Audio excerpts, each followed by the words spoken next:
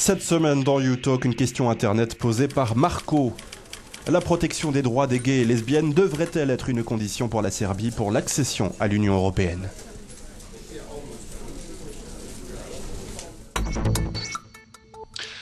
Eh bien, pour faire court, ma réponse à Marco est oui, absolument.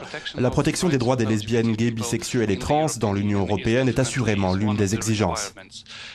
Mais pour apporter une réponse plus détaillée, je dirais que fondamentalement, l'Union européenne dispose d'un ensemble de critères pour tous les pays qui veulent adhérer. Ils sont appelés critères de Copenhague. Et l'un de ces critères est la stabilité des institutions garantissant la démocratie, la primauté du droit, des droits de l'homme, du respect et de la protection des minorités.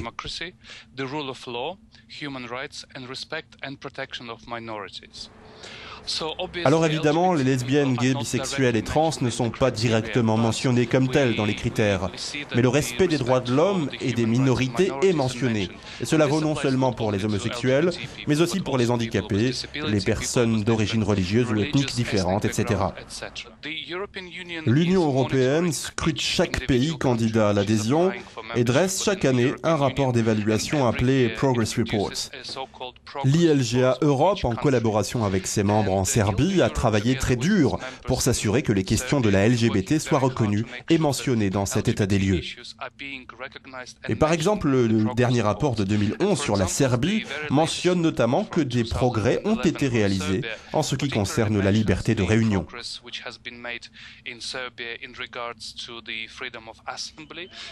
Par exemple, le gouvernement serbe a pris l'engagement et donné l'assurance que la première marche des gays et lesbiennes se tienne sous protection policière renforcée. La Commission européenne a également mentionné et salué la Serbie pour l'introduction d'une très bonne loi antidiscrimination. Dans le même temps, elle a précisé dans ce rapport que la législation à elle seule ne suffisait pas et s'est dite préoccupée par l'attitude très négative du public. La Commission invite donc le gouvernement serbe à s'assurer de la mise en œuvre de programmes éducatifs et de mécanismes pour les victimes de discrimination pour que celles-ci puissent réellement bénéficier de l'actuelle loi antidiscrimination.